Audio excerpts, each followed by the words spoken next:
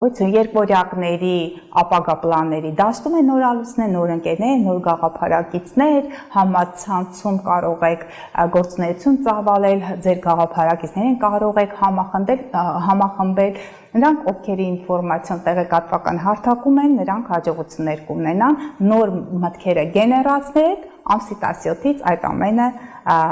ցույց դրեք հանրությանը։ Աղեղնավորների 5-րդ տանն է, սիրելի աղեղնավորներ, ուշադիր եղեք, նայեք, հնարավոր է սիրահարվեք, իմպուլսիվ այդ սիրային հարաբերություններից հետո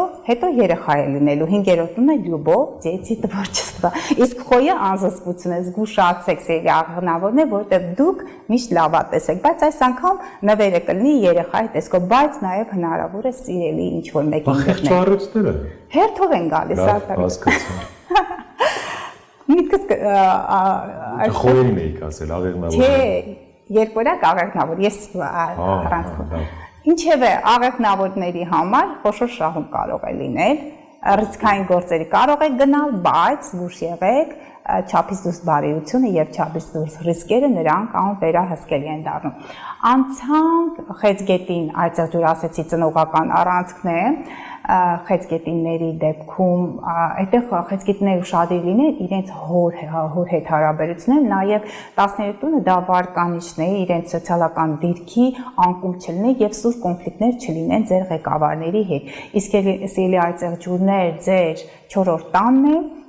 մայր, ընտանեկան այդ խոհանոցն է, այդ ներքին բախումներ կարող են լինել եւ նաեւ սուր բախումներ մայր ծնողի հետ, իսկ դրական դրսևորումը այս նոր ալուսնի հնարավոր է, որ գնեք բնակարան, ձեր սրտի բնակարանն է եւ շատ արագ խեցգետինները, չէ, այծեղջուրները, խեցգետինները, բայց միևնույն է, ծնողական առանցքն է, հնարավոր է սոցիալական դիրք եւ ընտանիք հայրենիք օջախ։ Ի վերջո, սիրելի առյուծներ, սիրելի առյուծներ, դուք գործողում ունեք արտերկրում։